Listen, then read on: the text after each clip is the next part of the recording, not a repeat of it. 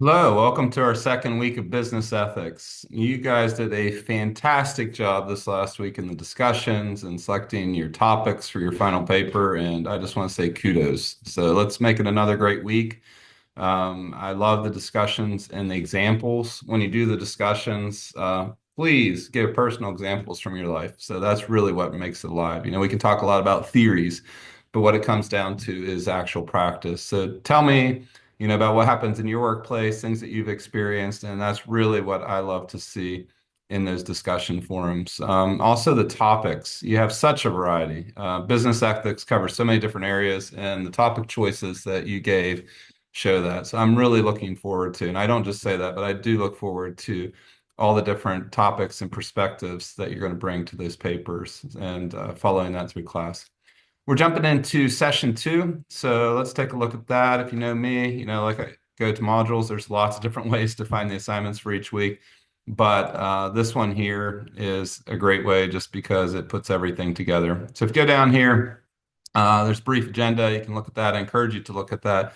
It covers everything for the week, gives you your reading. So make sure you read chapters 2 and 6 out of your book, Business Ethics. You probably have I think my blurring in the back screen might have hidden that, but they probably have got the ebook, should be the same pages. So it's the sixth edition. If for some reason you have an earlier edition, I think you can still probably do the assignments, but the pages may be a little off, so you'll just have to search that. But that's a little bit about the agenda. Session two, devotional. So I encourage you to do the devotionals. I know that there's not any points assigned to it like we have down in the discussion questions in the case study, but this is really central to ethics, is where our values come from. And connecting with God, aligning our hearts with Him is essential. If it's just up to us and our own opinions, we're never going to be ethical people.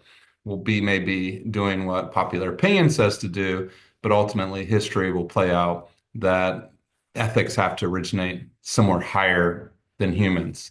Otherwise, we can do really, really terrible, unethical things, even in our businesses. So I encourage you to spend a little bit of time in the devotional. Again, it's not for credit, but such an integral part of ethics.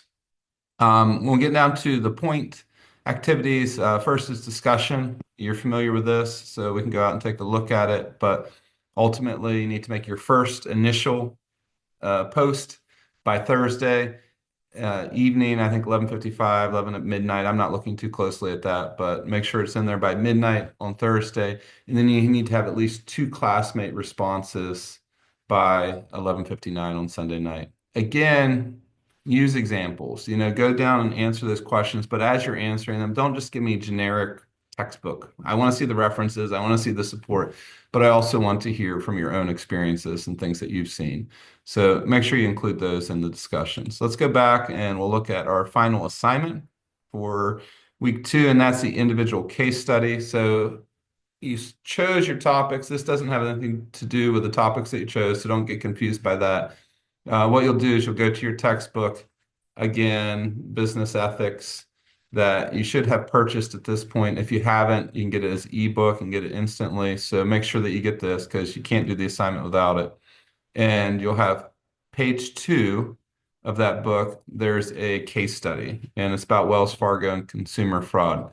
Now, to actually do the case study, you're going to have to go to page 42 and then also page 57. So page 42 gives you this framework for an ethical decision-making process, and page 57 gives you actual questions that have to do with that decision-making model. And that's going to be the bulk of your paper. So it's going to be 2 to 3 pages answering those questions and going through that ethical decision-making model. You're going to do it APA format. So if you're not familiar with that, go and look it up. But really, you need to have in-text citation. So as you're writing things, if you get the idea from a book, make sure that you cite it. And it should have a reference page at the end that shows all the sources that you use that you quoted in text citations or referenced in your in-text citations. It's not always a quote. And then also it'll have a title page. So you can go out there and find that out, but make sure you put it in APA format. And then here's just a little overview. So short introductory paragraph, give me an introduction, but don't make it the whole thing, so quarter page, half page, plenty. And then you'll go down through, and the bulk of your paper is going to be answering those questions that are in the decision-making model that you're going to find on page 57. And then give it me a short conclusion again.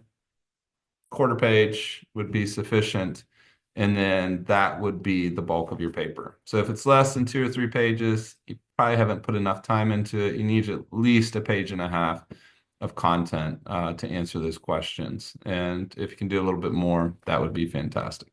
But that's what we have for this week. If you have questions, don't hesitate to reach out. I am here. It's not too late. It's not too early. If it is, I just won't answer. It's not going to bother me at all. But call me, text me, send me an email, and I'll respond to you either when you do that or as soon as possible afterwards. So looking forward to another great week. Reach out if you have any questions.